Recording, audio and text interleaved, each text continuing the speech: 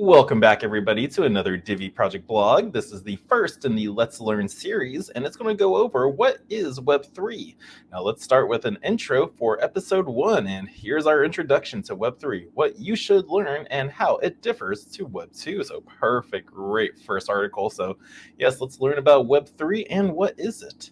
This was written by Ranook Samarasinghe. He is the CMO of Divi Labs, and here we go. This is the launch of our Let's Learn series, a series of content focusing on key areas ranging from crypto to blockchain to Web3 and beyond. We intend to run this as part of our educational portal across all Divi sites to educate and help you with your learning of crypto, blockchain, Web3, and beyond.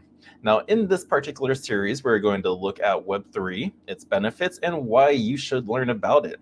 With the support of our CEO, Nick Saponaro, and the rest of the team, we intend to dissect all the critical questions in Web3 and help you understand it well and everything that goes along with it. Now, this is the first article of this content series, so strap in and join us on this journey. Now, I'm sure you have come across the term Web3, especially if you follow Divi's social media channels. Despite seeing this across multiple places, it might still be unclear what it means, how it affects you, and whether you should care to learn about it. We hope to help you with all those questions and more with our latest Divi educational series, Let's Learn Web3. Now, this series will tackle the fundamental questions surrounding Web3 and some questions we have received from our community. If you still have more questions, please contact us via Divi Project Twitter or Discord channel. Now, let's start with a brief introduction to Divi Labs to get the proceedings underway. Now, at Divi Labs, our vision is to revolutionize the digital and businesses related transactions are conducted. We are committed to creating cutting-edge products and services that make these transactions simple and accessible for all, while empowering users with sovereignty over the data and assets. Now, we strive to be at the forefront of innovation in this space and to establish ourselves as leaders in creating a more secure and user-centric digital economy. Now, this vision drives us towards building into Web3 and helping our users and B2B customers along this journey so you are as well versed in it as possible and to get the most out of Web3 for your own business. So what is Web3? That is the question.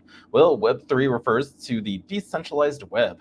Where Web2 was a generational upgrade and changed the way we did things, Web3 promises to be a multi-generational upgrade. Web2 failed users in implementing shared incentives across the broad network, while the benefits offered to humanity are undebatable. The centralization of infrastructure and power has created an imbalanced value between the user and the platform provider. Now, yes, it's lovely that we can connect with friends and family more easily than ever, but the cost of our privacy, security, and sanity has become too great. Web2 companies have designed algorithmic addiction to fuel our base instincts and meet ever-inflated expectations set by shareholders, who only care about the bottom line. We have become the product. Now, Web3 changes this by democratizing the value sharing mechanism, decentralizing infrastructure, renewing our ability to retain our right to privacy, and enabling us to share the economic mechanisms that fuel the platform we love to use. Now, simply, Web3 is the internet the way it's supposed to be: open, secure, private, and user-centric. It's worth noting that we are still at the very start of Web3's journey, and there is still so much more to achieve, including the real decentralization of the web. Now, what is Web3 and how does it differ from Web2? Well, here's the what: information and content. Web3 is decentralized, meaning information can be stored in many places simultaneously and not controlled by one or two large entities like it is currently in Web2. This is also a huge part of the privacy debate. Web 2 is centralized, typically stored on a single server system. Many of the large companies, such as Alphabet, which is Google, Meta, which is Facebook, Verizon owns Yahoo, Amazon, etc. So they control the majority of the content, its web pages, servers, and other infrastructures. Now we're looking at AI and machine learning. In Web3, this really comes to life with Web3, even the point where it can think and learn just like us. ChatGPT is a great example of this and is just the beginning. In Web 2, we saw the inception of AI and machine learning, but still required a lot of human interference and input. So that's what the difference is between Web 2 and Web 3 with AI and machine learning. Now let's see the difference with security. In Web3, with its blockchain base, this is more secure, but still faces some of the traditional issues from Web2, as it's intrinsically linked, as we are all mostly still in Web2, and Web3 is still in its infancy. In addition, there have been some DeFi hacks to date as well, but the concept of Web3 is much more secure. Now, the security with Web 2, whilst all the apps, web pages, and the technology has improved a lot, the security still remains a huge problem. Identity theft, cyber attacks, fraud, etc. Adding secure servers, 2FA, biometrics have helped, but has a long way to go. Now let's take a look at the privacy aspect of both of them. In Web3, this is a big change from Web 2. As we are aforementioned in the intro, here you have the keys to your own data. Here we continue to build on great Web 2 initiatives and take this step a bit further, where the user really has all the rights to their data and privacy. In Web 2, it's very centralized and your data was owned and often shared by large companies. Cambridge Analytica was just one example of when this was a huge problem to us. Initiatives like GDPR and CCPA was a great start to address the right to your privacy, but still has its flaws. So that's the difference between the privacy of Web 2 and Web 3. And finally, the development. Much like crypto, Web 3 is an open platform where we can all build and develop. The limit is our own imagination and tech, of course. And in Web 2, we were restricted to what the companies offered and allowed. We had to work within guardrails they had put in. So that was the development of Web 2. So there's guardrails, there's issues, and so those are the differences between Web 3 with development, privacy, security, AI machine learning, and the informational content.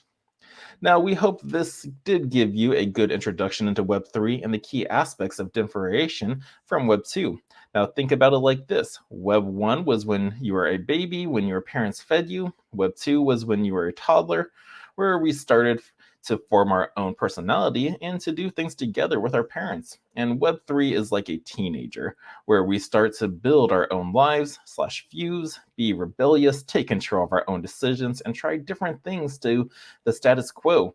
Now imagine where things could go from here and onwards.